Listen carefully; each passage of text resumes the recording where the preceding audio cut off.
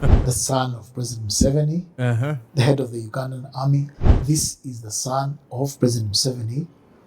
Not torturing or having Eddie Mutwe tortured privately, and a leaked video or photo comes out and then he disassociates himself from it. No, proudly in the open under this NRM, that NRA that was supposed to be a disciplined army that ended the dark days of State Research Bureau, NASA, UNLA, the roadblocks and all that. It is abnormal to see a person very comfortably relaxed, enjoying to updating the public about torture going on in my basement. You think that's normal? No, it's not. You think Moses is normal?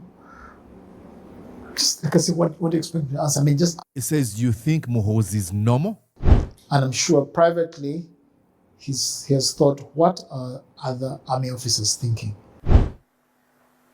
We really have to be very careful. Let's not play with fate. Let's not play with fate. What fate is he referring to? You're watching Mordecai Marissa Live political commentary. Please consider subscribing to help grow Uganda's Voices of Struggle ecosystem. Thank you. I cannot appreciate you enough for using your valuable time to always go on social media, break down things for people.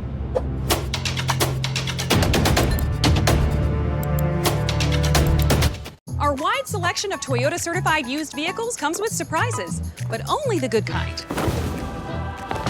What about a warranty?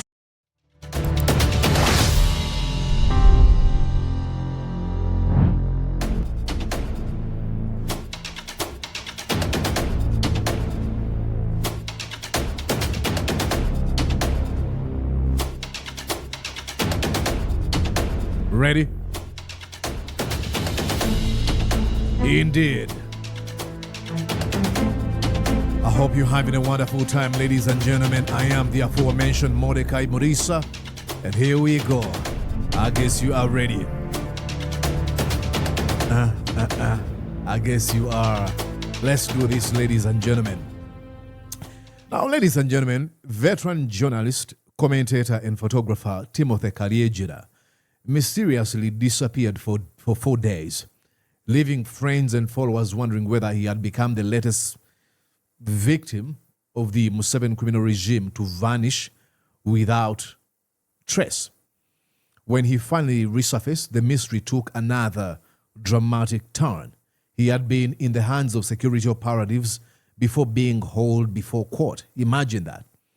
They just abduct you and then they don't say a word for days, only for you to be dumped somewhere or be arraigned before courts of law. For what charges, they don't tell you, as long as they torture you fast. And now, you might guess, what was the official charge? Operating the Uganda records without a broadcasting license from the Uganda's Communications Commission, famously known as UCC. He was promptly remanded to Luzira prison until July 16th. But really, to many Ugandans, that explanation didn't convince them. For quite some time, Timothy Kalyejira has relentlessly criticized the Nepo baby and commander of Uganda's Defense Forces, Muhoozi Kainerugaba, publishing these blistering commentaries that challenge the first son's conduct, his political ambitions, and his quote-unquote influence. It's a manufactured influence. That's why I'm putting it in air quotes. Now, to many of us, we're wondering, the timing is a little suspicious.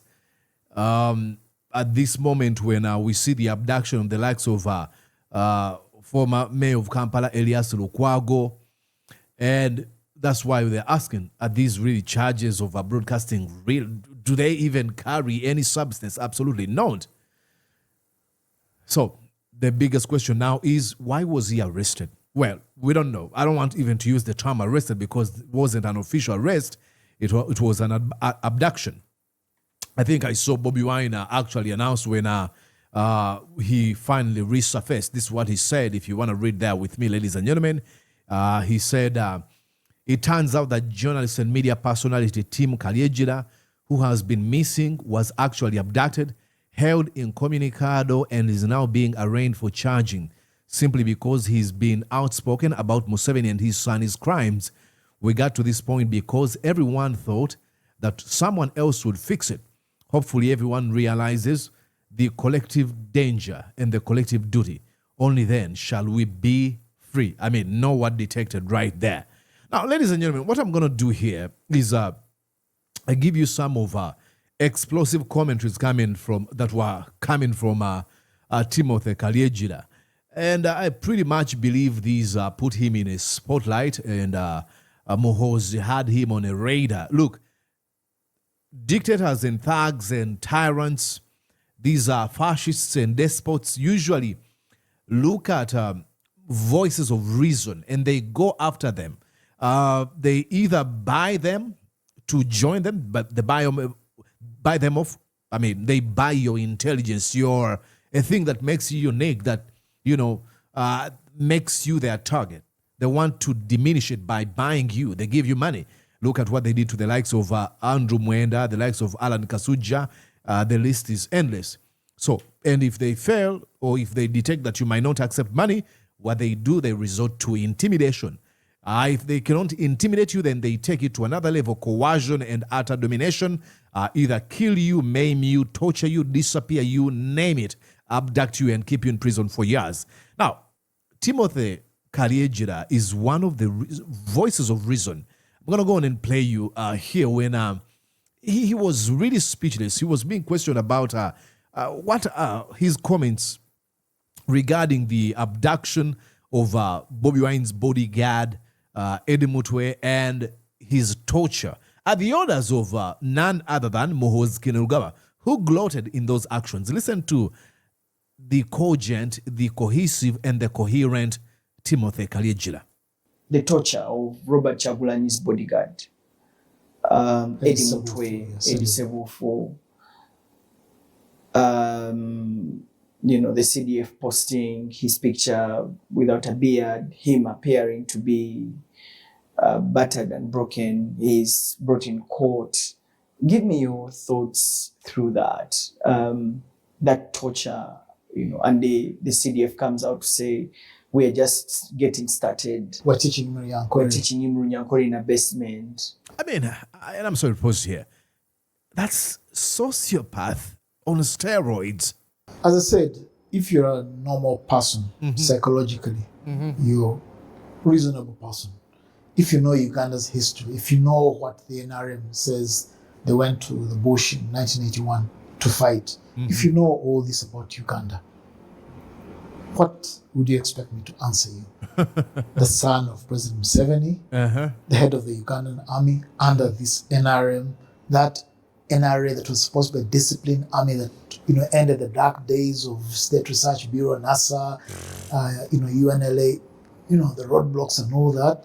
This is the son of President Museveni, not torturing or having Eddie Mutwe tortured privately, and a leaked video or photo comes out and then he disassociates himself from it. No, proudly in the open, proudly doing what people do, during workshops and these, fashion events and sports events, people tend to do these live updates, tweeting. So-and-so has said ABC. And the speaker says Uganda needs to grow more coffee and all that. That's what you normally do with what you call social media updates.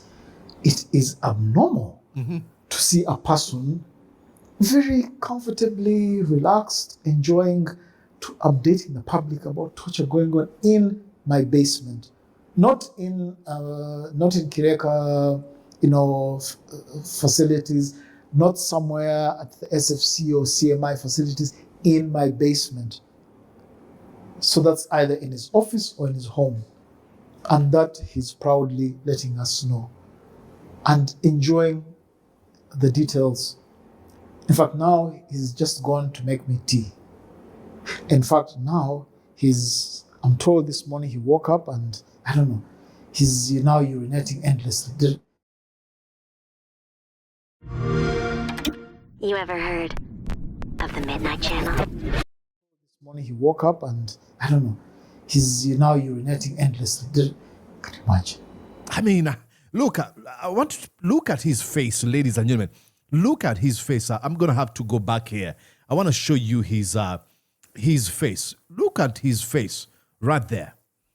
That's the face of confusion. The face of someone baffled.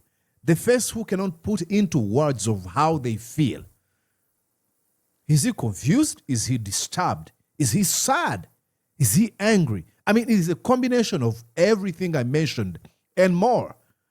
There should be a manufacturing or a creation of a new emotion in this situation.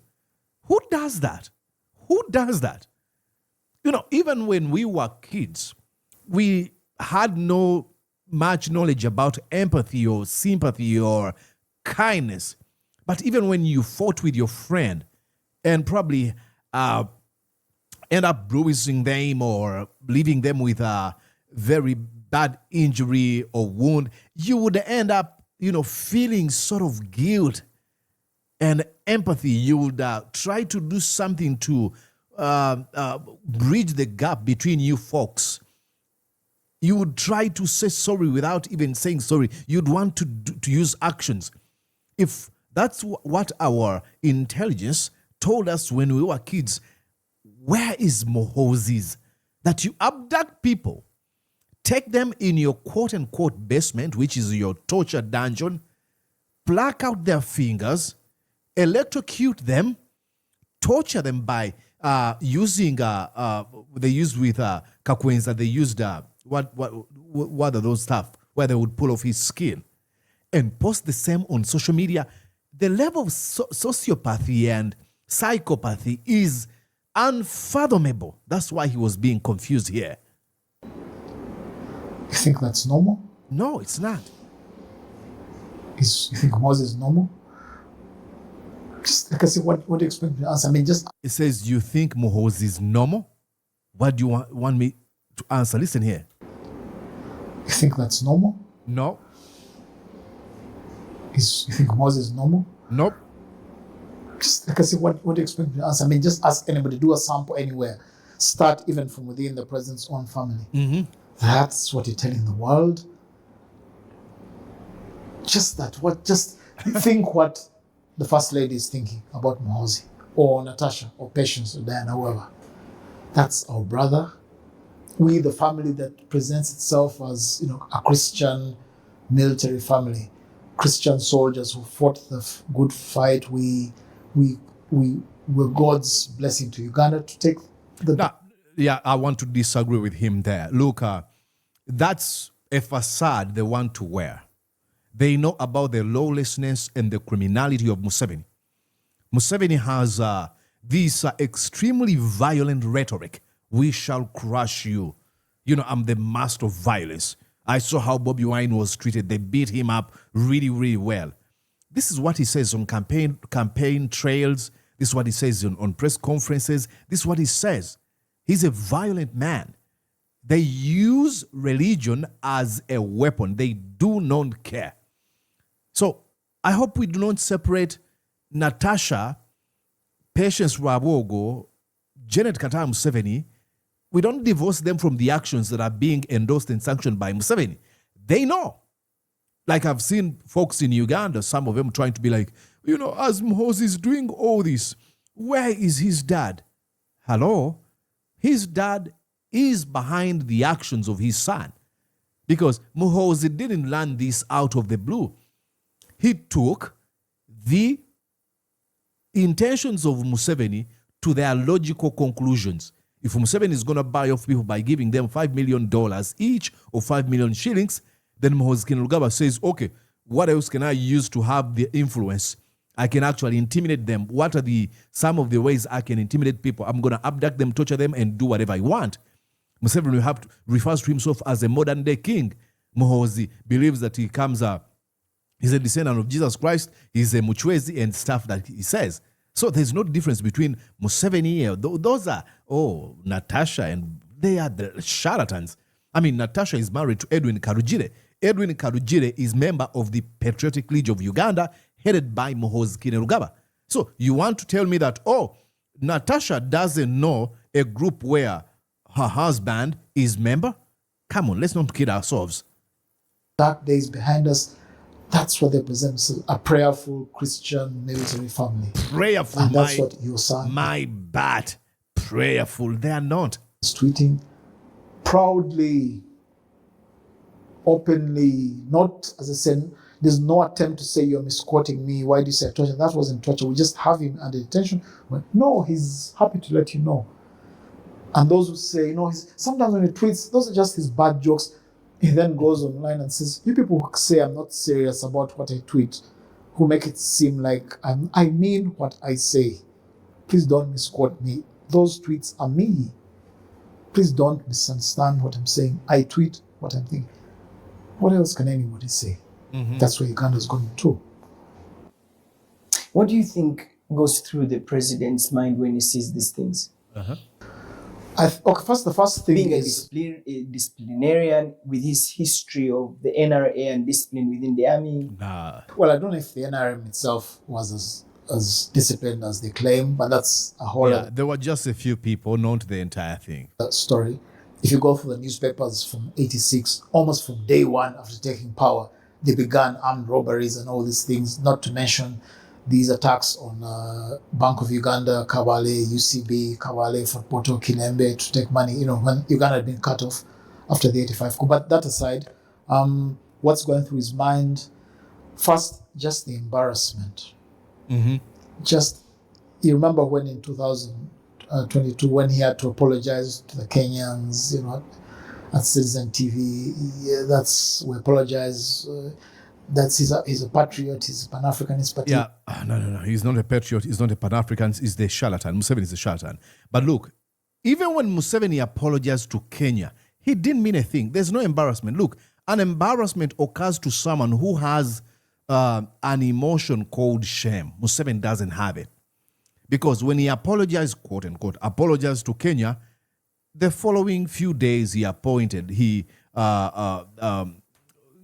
promoted Muhoozi from Lieutenant General to now a 4-star general. After placing our country in a diplomatic crisis, he was promoted. So all these, I apologize, is just for sure. Yes, I'm wrong about that. You think that was his pleasure to apologize on behalf of his son? Of course, that humiliates him.